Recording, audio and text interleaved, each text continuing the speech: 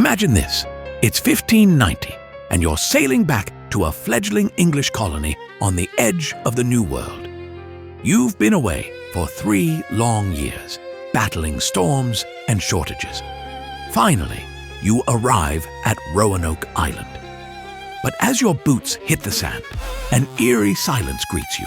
The houses, empty. The fields, overgrown. The people, all 117 of them, vanished without a trace. Only one clue remains. The word Croatoan carved into a wooden post. What happened to the lost colony of Roanoke? Was it massacre, migration, or something far more sinister? Stay with us as we unravel one of history's greatest enigmas. This is Tom Mackenzie, and you are listening to Unexplained History. If you are enjoying this show, make sure to subscribe on all major platforms like Apple, Spotify, and Spreaker. And if you want more unexplained content, swing by our website at unexplained.co. The wind howls through the abandoned palisades, carrying whispers of the vanished. Picture the scene. Roanoke Island, a slender strip of land off the coast of what is now North Carolina. In 1587, Sir Walter Raleigh's expedition, led by Governor John White, established this outpost, England's bold claim in the Americas. Over 100 souls, men, women, children, including White's own granddaughter, Virginia Dare, the first English child born in the New World. They built homes from timber, planted crops in the sandy soil, and forged fragile alliances with the local Croatoan tribe. But supplies dwindled fast. White sailed back to England for aid, promising a swift return. War with Spain delayed him. 3 agonizing years passed. When he finally returned in August 1590, on Virginia's 3rd birthday, the colony was a ghost town. No signs of struggle, no blood-stained earth, no hasty graves. The houses stood intact, though vines crept over thresholds like fingers reaching from the grave. Personal belongings lay scattered, a doll half buried in the dirt, tools rusting in the open air. It was as if the colonists had simply walked away. And there, etched into a tree trunk, the word Croatoan. No crosses or signs of distress, as White had instructed them to leave if danger forced relocation. Croatoan, the name of a nearby island and its indigenous people. Had the colonists sought refuge there? Storms prevented White from checking, and he never returned. The loneliness of that moment haunts history. A grandfather searching for his family in the vast, indifferent wilderness, the ocean's roar mocking his cries. Theories swirl like fog over the marshes. Perhaps assimilation with the Croatoans. Whispers of blue-eyed natives among tribes years later fuel that hope. Or famine, driving them inland in desperation, their bones lost to the swamps. Darker tales speak of conflict, Spanish raiders wiping out the settlement to crush English expansion.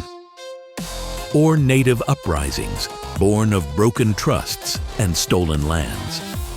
Some whisper of the supernatural, curses from the land itself, or entities lurking in the shadowy forests, drawing the unwary into oblivion. Archaeological digs revealed tantalizing hints. European artifacts mingled with native pottery, but no definitive graves, no mass burial sites. The confusion deepens. The silence endures.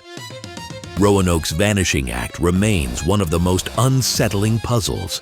A void where answers should be, echoing with the ghosts of the lost. The Lost Colony of Roanoke leaves us with more questions than answers. A haunting silence that begs exploration.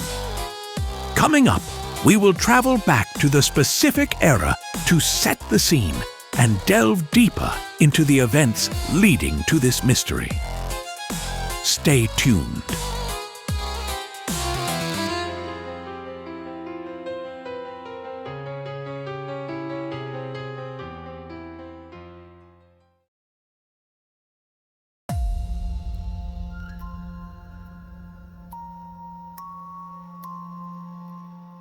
Welcome back to Unexplained History. In our last segment, we teased the enigma of the Lost Colony of Roanoke. But to truly grasp this mystery, we must first journey back to the world before the vanishing. Picture a time of bold explorers, clashing empires, and untamed frontiers. Let's set the stage. The late 16th century, an era of restless ambition and shadowed intrigue. Europe simmered with political unrest, where the air itself seemed thick with the scent of gunpowder and sea salt. Queen Elizabeth ruled England, her throne a beacon of Protestant defiance against the Catholic might of Spain. The Spanish Armada loomed like a storm on the horizon, but England dreamed of expansion, of claiming the new world before their rivals could solidify their grip. It was a time when maps were incomplete, dotted with mythical beasts and uncharted waters, fueling the fires of exploration. Sir Walter Raleigh, a favored courtier with a poet's soul and a pirate's heart, spearheaded England's colonial ambitions. Motivated by promises of gold, spices, and strategic outposts to harry Spanish fleets, he turned his gaze to the vast mysterious lands across the Atlantic, a place the English called Virginia in honor of their Virgin Queen. Roanoke Island, a slender strip of land off the coast of what we now know as North Carolina. Imagine it, barrier islands fringed by treacherous shoals, where the Atlantic's waves crashed relentlessly against sandy shores. The geography was both a promise and a peril, fertile enough for crops, teeming with fish and game, yet isolated, cut off from the mainland by shallow sounds and unpredictable currents. To the west lay the dense, whispering forests of the mainland, home to Native American tribes like the Croatoan and Secotan, who had thrived there for generations. These indigenous peoples navigated a world of alliances and rivalries, their villages dotted with longhouses and fields of maize. But the arrival of pale strangers from the sea brought tension, a clash of cultures where trade in beads and copper mingled with suspicion and the echo of old grudges.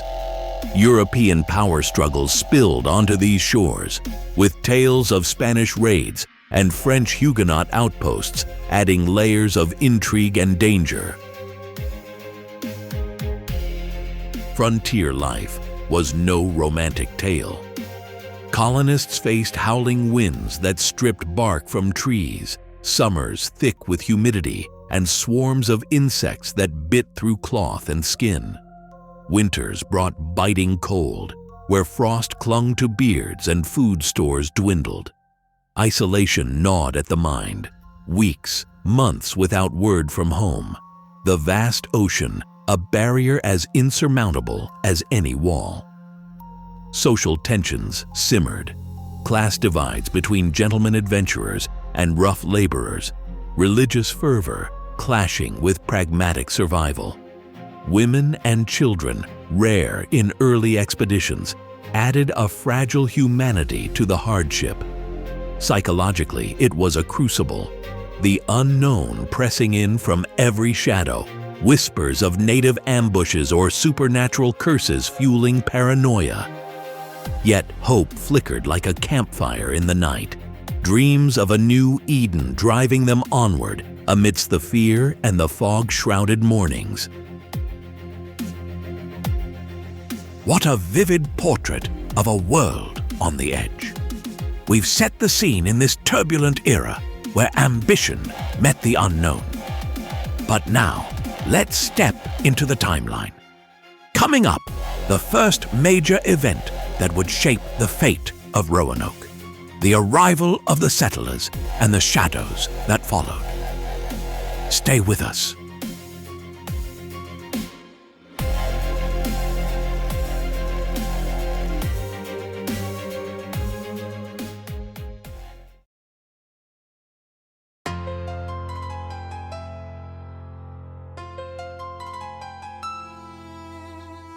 Welcome back, listeners. We've set the stage with a historical backdrop of England's ambitions in the New World. Now, let's step into the heart of the mystery, the fateful arrival at Roanoke. Imagine the salty spray of the Atlantic, the creak of wooden ships, and the wide-eyed hope of those brave souls setting foot on unknown shores. This is where the incident truly begins. It was the summer of 1587 when the ships finally dropped anchor off the coast of what we now call North Carolina. The air was thick with humidity, carrying the scent of pine forests and brackish marshes. Waves lapped gently against the hulls, a deceptive calm before the unknowns that lay ahead. Leading this expedition was John White, an artist and explorer, appointed by Sir Walter Raleigh to establish a permanent English colony. With him were roughly 115 settlers, men, women, and children, their faces etched with a mix of exhaustion from the long voyage and flickering excitement for the new life they envisioned. They had left behind the crowded streets of England, driven by dreams of prosperity, religious freedom, and adventure in this untamed land. As the colonists disembarked onto the sandy barrier island of Roanoke, the sun beat down relentlessly, warming the coarse grains underfoot. The landscape was a wild tapestry, dense thickets of oak and cedar, interspersed with open meadows buzzing with insects. In the distance, the sound of gulls cried out, echoing the settlers' own calls as they unloaded crates of tools, seeds, and provisions.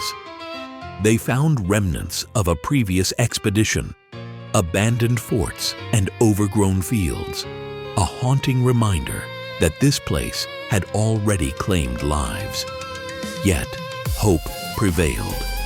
Men like Ananias Dare, White's son-in-law, rolled up their sleeves to repair structures, while women tended to the children, their laughter mingling with the rustle of leaves in the breeze. Daily life began to take shape. Mornings filled with the chop of axes felling trees for homes, afternoons of planting crops in the fertile soil, and evenings around flickering campfires, sharing stories under a canopy of stars that seemed brighter here than anywhere else. The settlers' hopes were palpable, like the humid air clinging to their skin. They dreamed of thriving farms yielding corn and tobacco, of forging alliances with the local Croatoan people, whose villages dotted the nearby islands. Children played in the shallows, their feet sinking into the mud, while adults bartered for freshwater pearls and deerskins.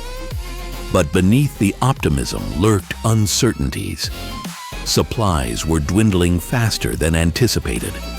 The voyage had been plagued by storms, and the land, though bountiful, demanded hard labor. Whispers of unease spread, tales of hostile tribes, the harsh winters to come, and the isolation from home. John White, ever the pragmatist, recognized the peril. With the birth of his granddaughter, Virginia Dare, the first English child born in the Americas, the stakes felt even higher.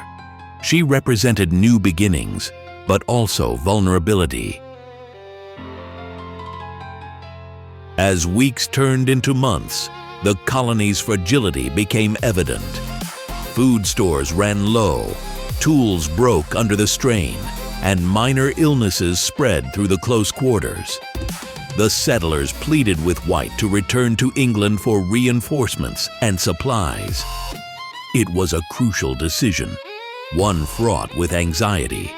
White hesitated. The thought of leaving his family, his people, in this precarious foothold twisted his gut. But there was no choice. In late August 1587, he boarded a ship bound for home, promising a swift return. As the sails caught the wind, the colonists watched from the shore, their figures growing smaller against the vast, indifferent wilderness. A heavy silence fell, broken only by the crash of waves. Uncertainty hung in the air like fog, rolling in from the sea. Would White make it back? What trials awaited in his absence? The incident, as history would remember it, was only just beginning to unfold. The seeds of mystery were planted in those early days at Roanoke, with John White's departure marking a turning point filled with promise and peril. But what happened next would escalate the enigma to unimaginable heights.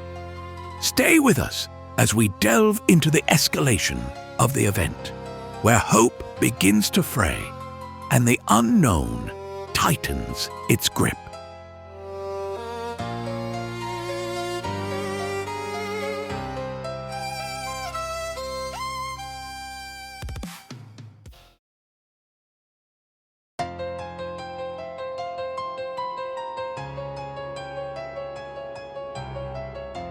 Welcome back to Unexplained History. We've just covered the initial incident at Roanoke, but things are about to get even stranger. Imagine leaving your family behind in a hostile new world, only to be torn away by war. And when you return, they're gone without a trace. Let's dive into the high strangeness of John White's absence and the chilling discovery upon his return.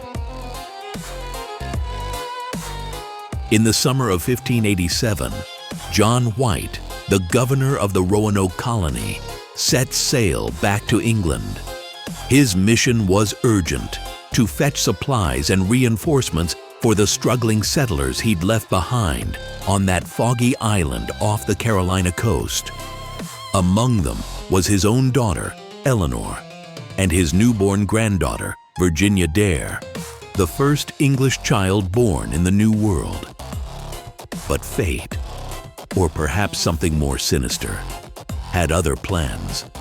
The seas were not kind, and upon arriving in England, White found his homeland embroiled in chaos.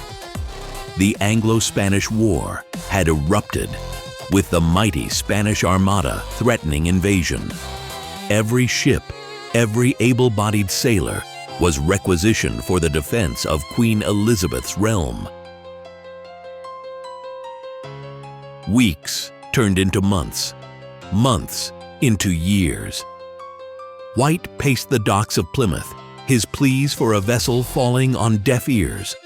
The war raged on, cannon fire echoing across the channel, while back in Roanoke, the colonists faced an unknown fate. Were they starving? Besieged by hostile tribes? Or something worse? Something unexplainable? The tension mounted like a storm cloud, heavy with dread.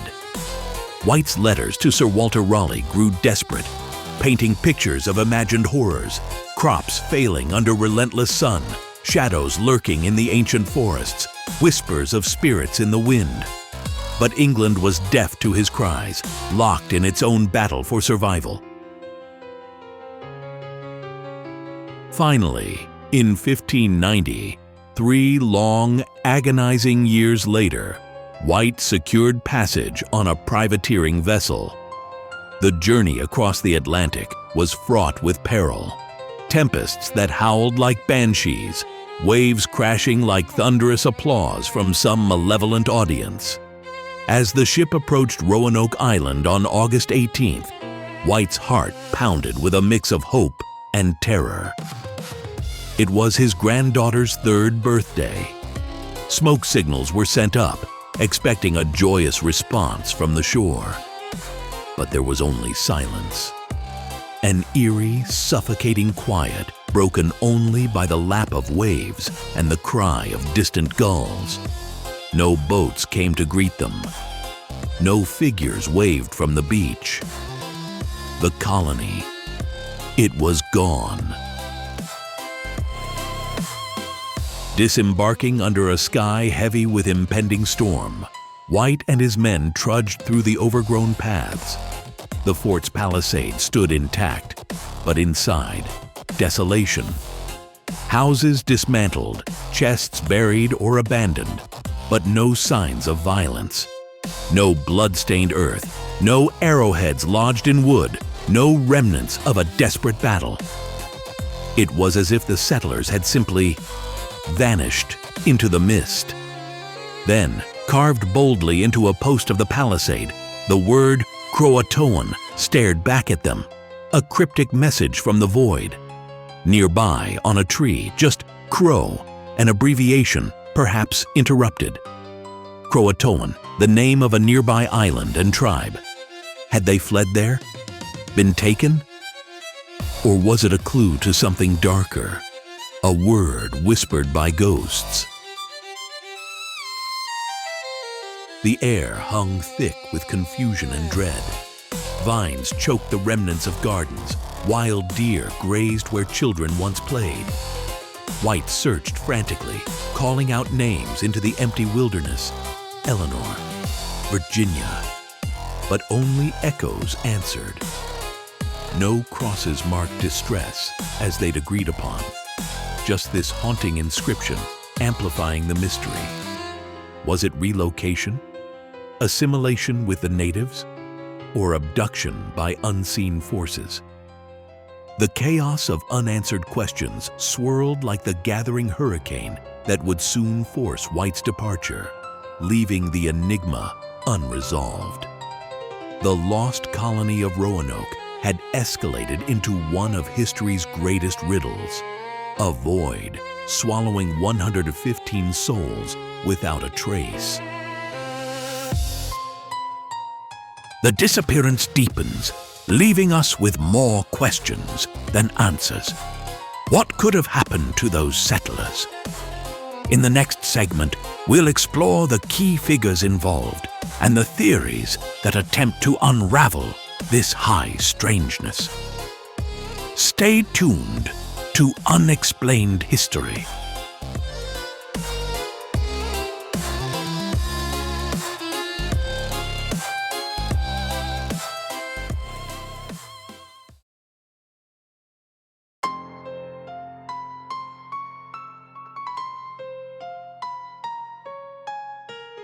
As the shadows of uncertainty began to lengthen over the Roanoke colony, it's time to step back and meet the souls caught in this whirlwind of ambition and survival. Who were these brave, or perhaps foolhardy, individuals who dared to carve out a new world? In this segment, we profile the key players, humanizing the faces behind the mystery. Let's dive in. Picture a man standing on the deck of a creaking ship, the salt spray stinging his eyes as he sketches the jagged coastline of an unknown land. This is John White, the appointed governor of the Roanoke colony, a figure whose life was a tapestry of artistry, exploration, and unyielding determination. Born around 1540 in England, White was no stranger to adventure. An accomplished watercolorist, he had already journeyed to the New World in 1585 as part of Sir Walter Raleigh's earlier expedition. His paintings captured the vibrant flora, the indigenous peoples, and the raw beauty of Virginia, named in honor of the Virgin Queen Elizabeth. But White was more than an artist. He was a leader, thrust into chaos. As governor in 1587, he led 117 settlers, including his own daughter and son-in-law, to what they hoped would be a prosperous haven. Imagine the weight on his shoulders, the psychological pressure of guiding families through treacherous seas, hostile natives, and scarce resources. White's reputation was one of quiet resolve, a man who preferred diplomacy over confrontation, yet his journals reveal a soul tormented by doubt. When supplies dwindled, he reluctantly sailed back to England for aid, leaving behind a promise to return. A promise that storms and war would delay for 3 agonizing years. His motivations? A blend of loyalty to Raleigh, a thirst for discovery, and a paternal drive to secure a future for his kin. But in the fog of history, White emerges as a tragic hero, forever haunted by the empty shores he found upon his return. Now, shift your gaze to a woman cradling new life amid the whispers of ancient forests and the crash of Atlantic waves. Eleanor Dare, daughter of John White, stands as a symbol of quiet strength and maternal fortitude in this tale of the lost. Born into a world of Elizabethan intrigue, Eleanor married Ananias Dare, one of the colony's assistants, and together they embarked on this perilous venture while she was heavy with child. Feel the humid air thick with mosquitoes, the rough-hewn cabins offering scant protection, as Eleanor gave birth to Virginia Dare on August 18, 1587, the first English child born in the Americas. Her role was not just that of a settler, but a pioneer mother, embodying the hopes of an empire. Motivations for Eleanor likely stemmed from familial bonds and the allure of opportunity, yet the pressures she faced were immense. Isolation, the constant threat of starvation, and the gnawing fear for her newborn's survival. Historical whispers paint her as resilient, perhaps drawing on inner reserves to rally the women of the colony, tending gardens and forging alliances with local tribes. But beneath that veneer, one can sense the emotional turmoil, the anxiety of an uncertain fate, amplified by her father's departure. Eleanor's story humanizes the colony's plight, transforming cold facts into a poignant narrative of love and loss in the wilderness. Beyond these central figures, the Roanoke tapestry is woven with other vibrant threads, each adding depth to the human drama. Consider Ananias Dare, Eleanor's husband and a bricklayer by trade, whose practical skills were vital in building fortifications against both elements and enemies. His leadership style was hands-on, grounded in the grit of manual labor, yet he must have grappled with the psychological strain of protecting his young family in a land that seemed to swallow hope. Then there's Manteo, the Croatoan chief who became an unlikely ally, baptized and titled Lord of Roanoke by the English.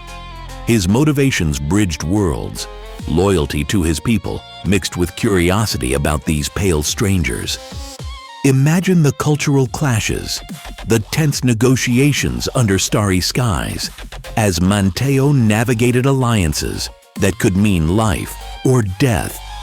Other settlers, like the harried families and adventurers, brought their own dreams and despairs. Farmers dreaming of fertile soil, only to face barren realities. Women, like Marjorie Harvey, enduring the same hardships with unspoken courage.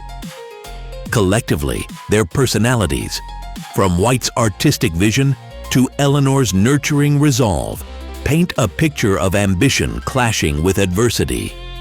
The air hummed with tension, the scent of pine and smoke mingling with fear as these players faced isolation that tested the human spirit to its core. Their stories evoke empathy, reminding us that behind every mystery are hearts that beat with hope and heartbreak.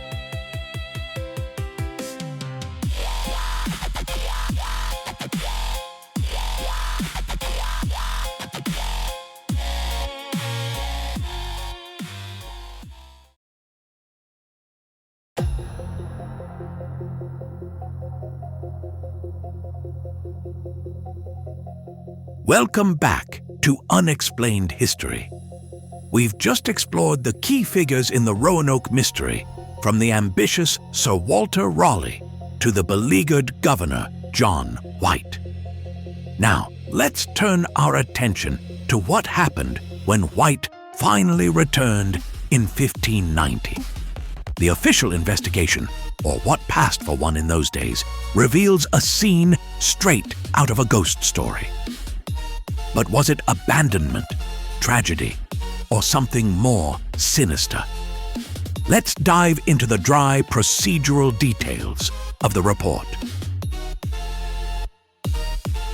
It was August 18th, 1590, when John White's ship finally anchored off the coast of Roanoke Island.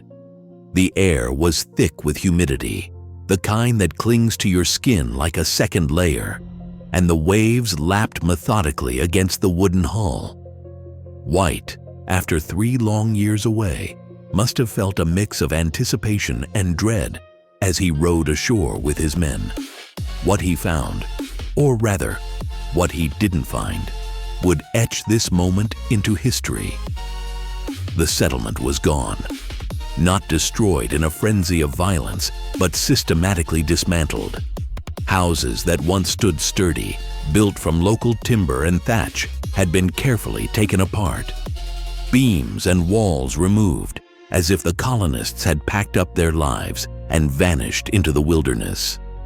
There were no signs of a hurried escape, no scattered belongings, no overturned furniture suggesting panic. Instead, the site felt eerily organized, like a town that had simply decided to relocate overnight.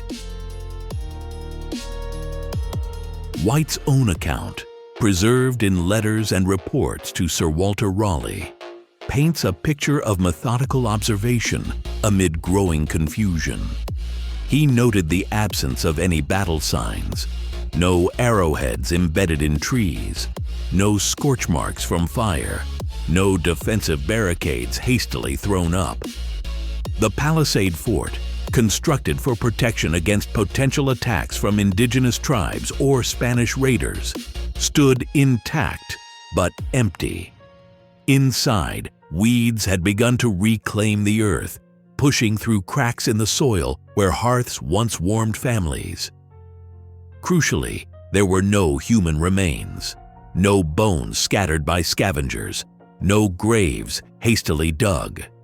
In an era where disease, starvation, or conflict could wipe out a group, the lack of bodies was puzzling. It suggested not a massacre, but a deliberate departure.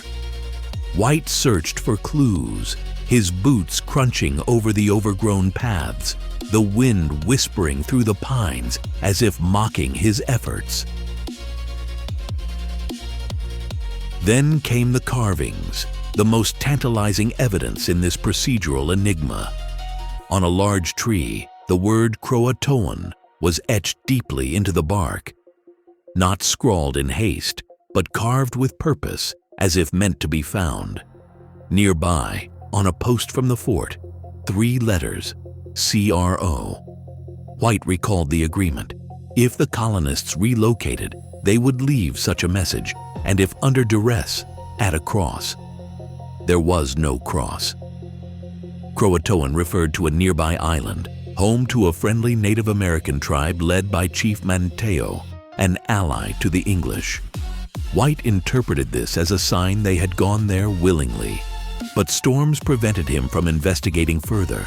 His ships were battered, supplies low, and his crew insistent on returning to England. He departed, promising to return, but fate intervened. He never did. In the official records, White's report to Raleigh is straightforward, almost bureaucratic in its dryness. He lists the missing items, the colonists' chests, buried for safekeeping during his absence, had been dug up and looted, not by the settlers, it seemed, but by someone else, as roots had grown over the disturbed earth. Armor and weapons were gone, books mildewed and ruined by exposure. Follow-up expeditions were scant. Raleigh, facing financial ruin and political pressures, mounted a small search in 1595, but it yielded nothing. Later, in 1602, another venture under Bartholomew Gilbert scanned the coast, but found no trace. Jamestown settlers in 1607 inquired with local tribes, hearing rumors of white survivors integrated into native communities, some allegedly killed in conflicts. Yet no concrete evidence emerged. These reports, archived in England's colonial records, form the backbone of the mystery, a procedural log of absence, clues without resolution, and a colony erased from the map. The official report leaves us with more questions than answers, a factual foundation riddled with gaps. What really happened to those 117 souls? In our next segment, we'll explore the skeptical theories that attempt to explain the disappearance without resorting to the supernatural. Stay tuned. The truth might be more grounded than you think.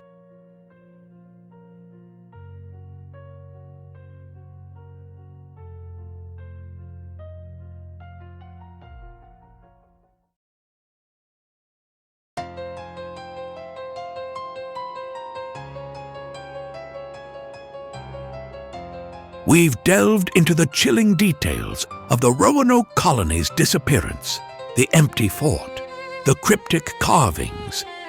But what if the truth isn't shrouded in mystery at all? What if it's staring us right in the face, grounded in logic and evidence? Welcome to the Rational Eye, where we strip away the supernatural fog and examine the skeptical theories. Let's turn to our narrator for a sharp, analytical deep dive into what science and reason suggest really happened to those lost settlers. Imagine the windswept shores of Roanoke Island in 1590, the air thick with the salt of the Atlantic, the abandoned fort standing silent like a forgotten sentinel.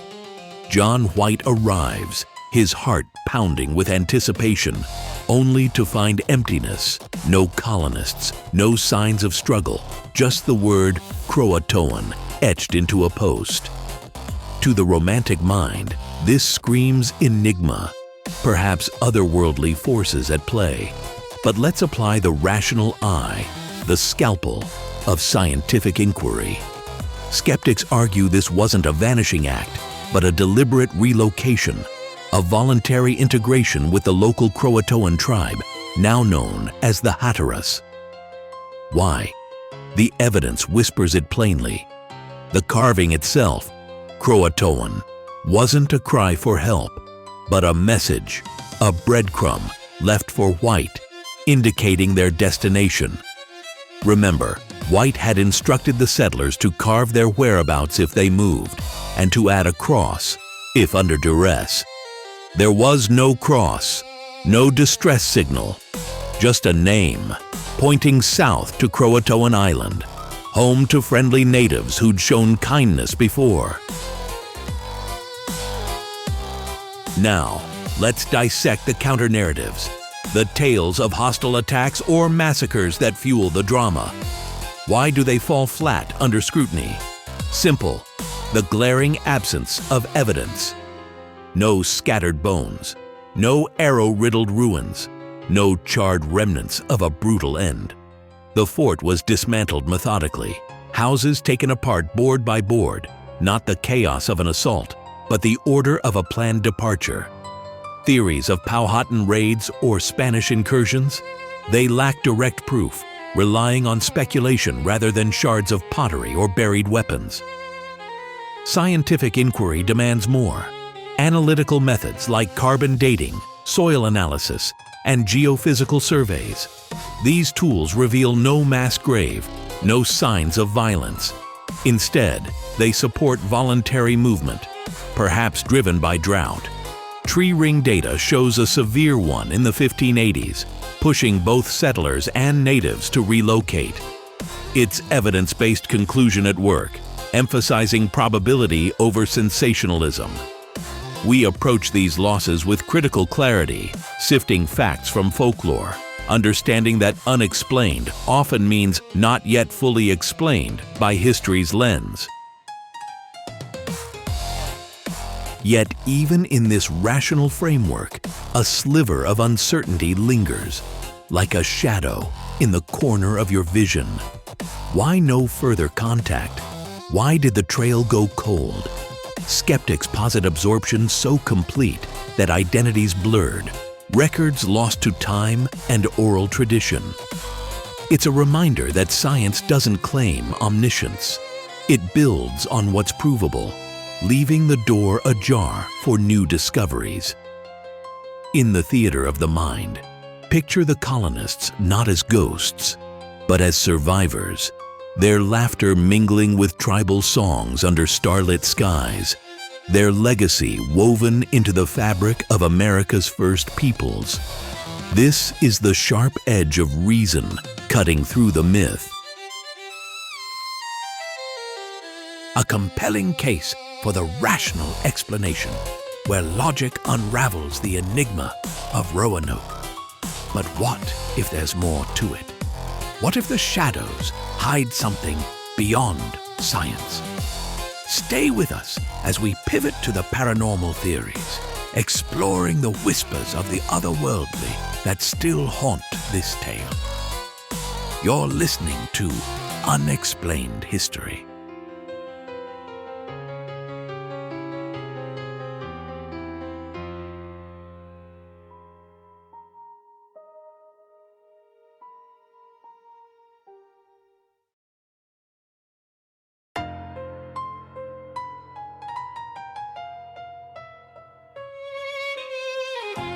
We've just explored the skeptical side of the Roanoke mystery, grounding ourselves in historical and scientific explanations.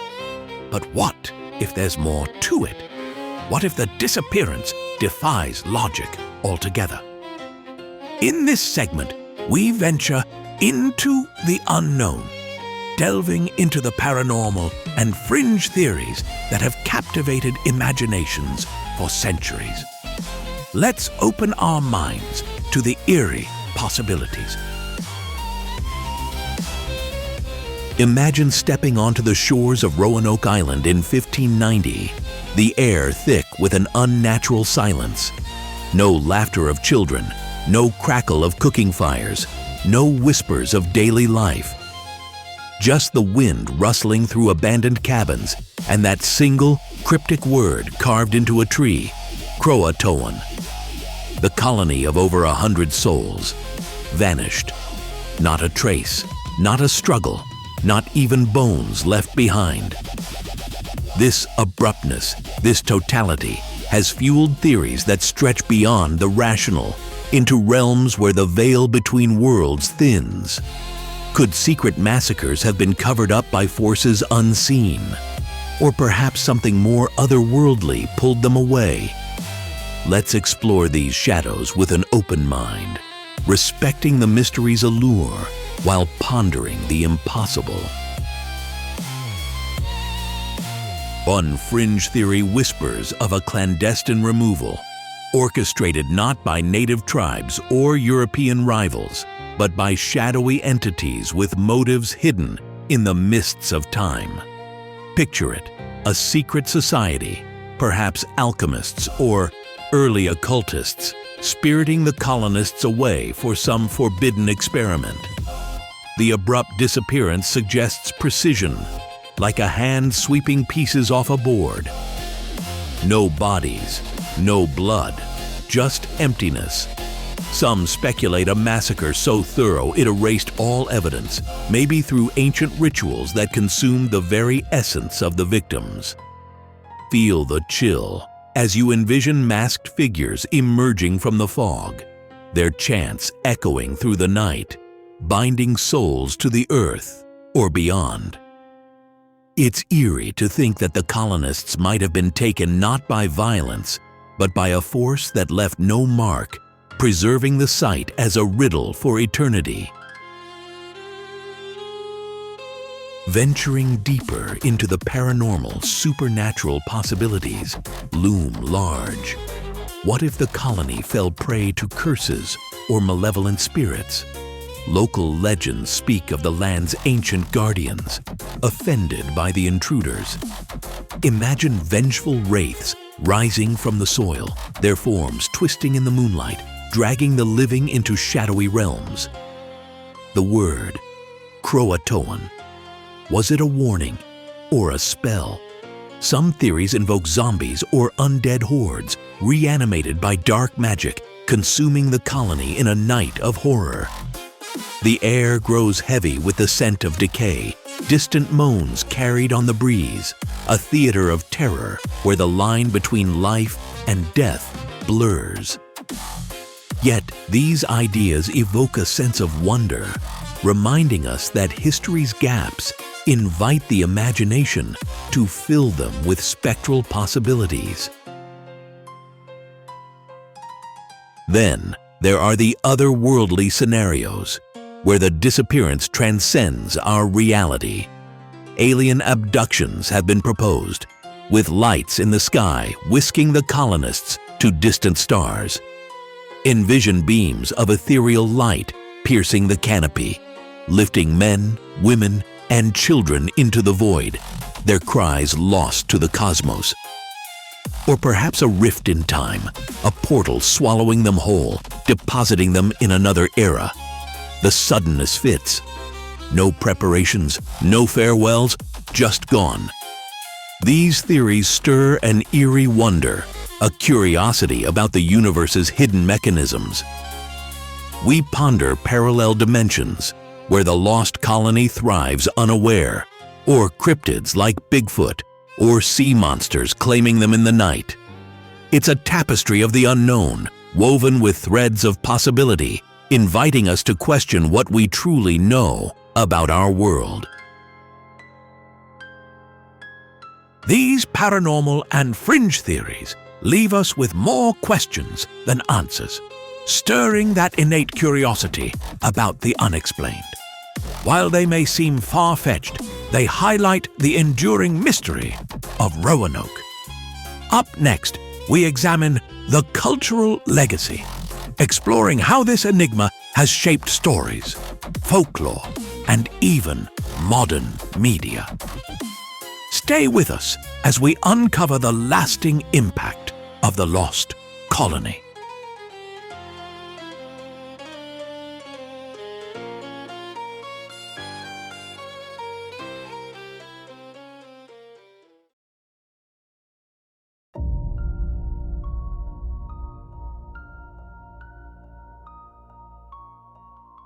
As we've unraveled the theories surrounding the Lost Colony of Roanoke, one thing becomes clear. The mystery doesn't end with the historical record. It lingers, echoing through time, shaping our cultural imagination. Today, we explore the aftermath, the enduring legacy that keeps this enigma alive in our modern world. Join me as we reflect on how Roanoke continues to captivate us all. Imagine standing on the windswept shores of Hatteras Island, the Atlantic waves crashing rhythmically against the sand, carrying whispers of a forgotten past. It's here, on what was once known as Croatoan, that archaeologists still sift through the earth, hoping to unearth clues about the vanished colonists. Modern excavations, armed with ground-penetrating radar and DNA analysis, probe the sandy dunes and ancient Native American sites.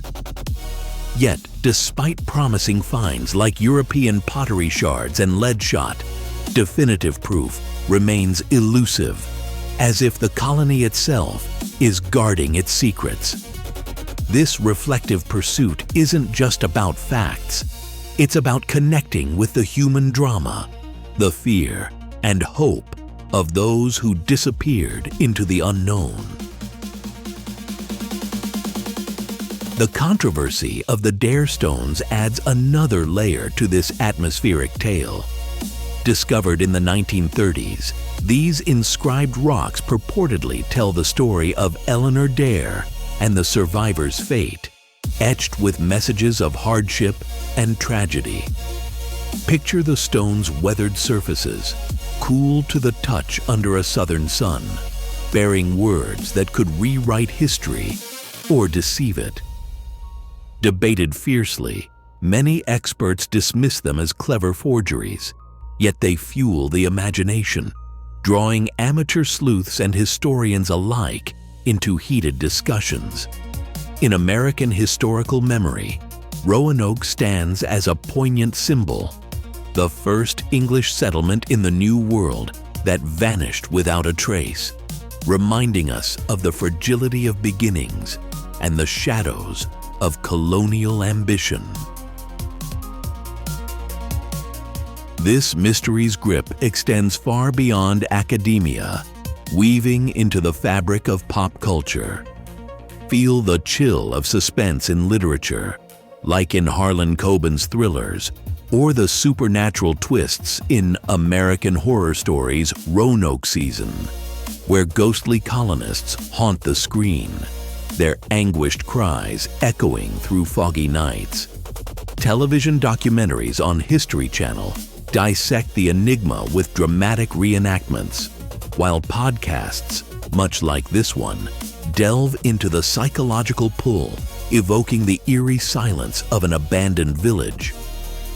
Even in video games and novels, such as the Lost Colony series, players navigate misty forests, hearts pounding with the thrill of discovery or dread.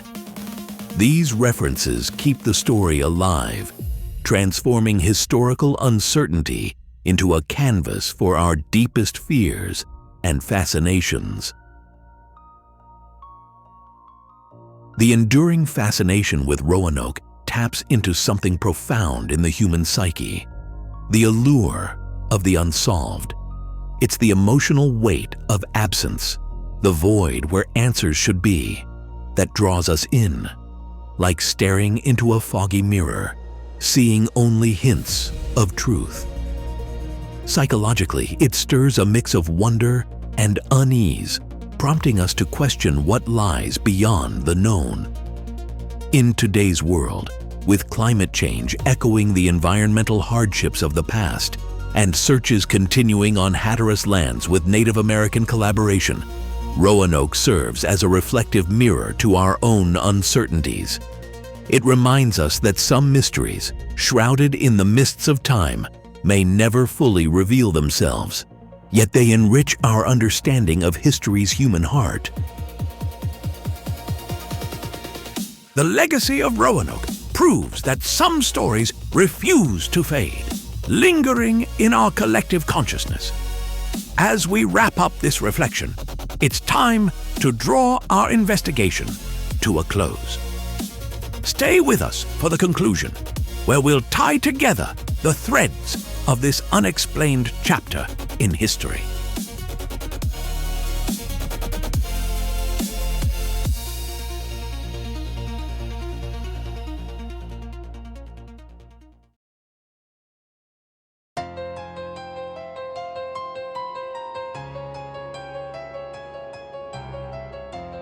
As we draw this episode to a close, let's linger a moment on the echoes of Roanoke. What does the vanishing of an entire colony whisper to us across the centuries. Join me in these final thoughts, where mystery meets the human soul. Imagine the windswept shores of Roanoke Island, where the Atlantic waves crash endlessly against the sand, carrying secrets long buried in the depths. The Lost Colony, a tale that has haunted historians and dreamers alike for over 400 years. What became of those 117 souls who stepped into the new world only to dissolve into the mist? We have sifted through the fragments. The cryptic word, Croatoan, carved into a post. The abandoned fort with its thatched roofs crumbling under the weight of time. The theories of assimilation, starvation, or violent end. Yet the truth remains as elusive as a shadow at dusk. In this void of knowledge, we confront the raw edges of human nature. Survival, that primal drive that pushes us to endure against impossible odds.